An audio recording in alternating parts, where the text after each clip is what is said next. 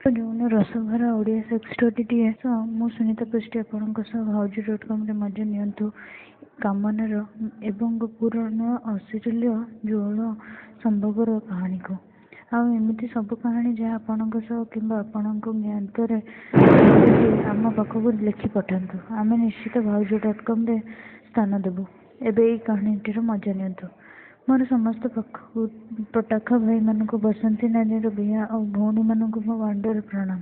ମୁଁ ଓଡ଼ିଆରେ ବହୁତ ସେକ୍ସ ଷ୍ଟୋରି ପଢ଼ି ମୋର ଷ୍ଟୋରି ପୋଷ୍ଟ କରୁଛି ଯାହା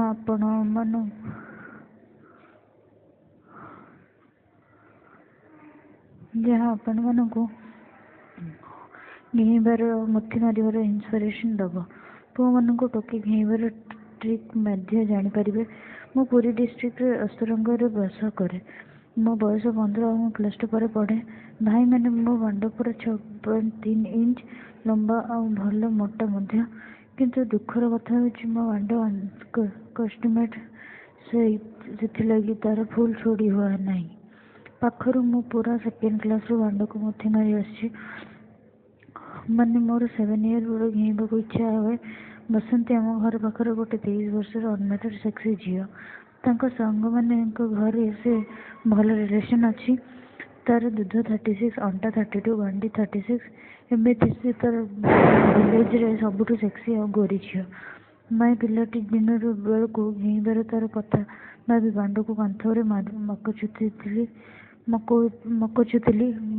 ମୁଁ ପୁରୀ ଆଡଲ୍ଟ ସାଇଡ୍ ସହ ଭଲ ଭାବେ ବସନ୍ତୀ ନାନୀର ହାଫ୍ ପ୍ୟାଣ୍ଟ ଦେହକୁ ଗଧୋଇଲା ବେଳେ ଦେଖି ତାକୁ ଘେଇବା ପାଇଁ ପ୍ଲାନ୍ କଲି। ସବୁଦିନ କାମଦେବ ମନ୍ତ୍ର ଜପ କଲି।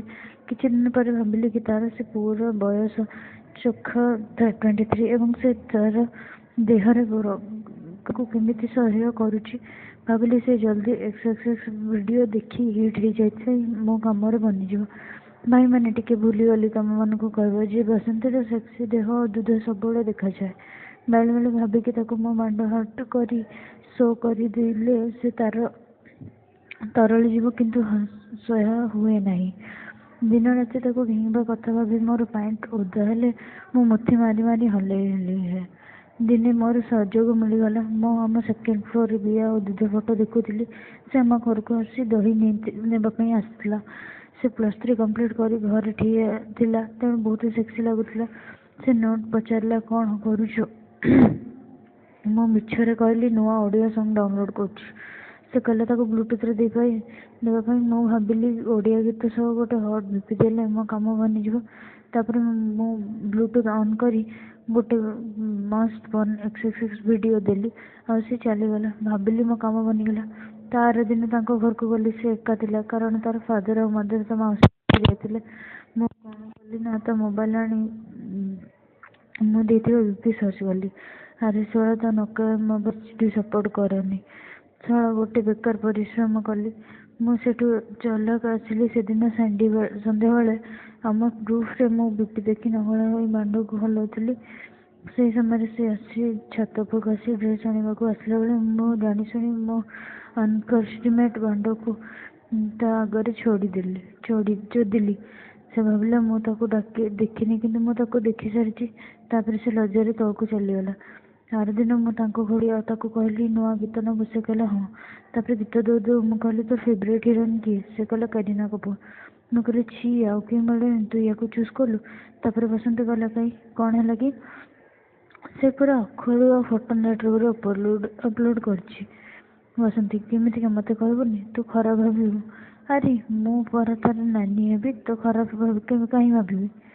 ଏମିତି କହିଲା ବେଳକୁ ମୁଁ କହିଲି ତାକୁ ନେଟ୍ରେ ସର୍ଚ୍ଚ କରିଦେଲି ଆଉ ମୁଁ ତା ଟିଭି ଅନ୍ କରି ଦେଖିଲି। ତାପରେ କରୀନାର ନଙ୍ଗଳା ବିହା ଦୁଧକୁ ଦେଖି ତାର ଗଲା ଭଳି ପଡ଼ିଗଲା।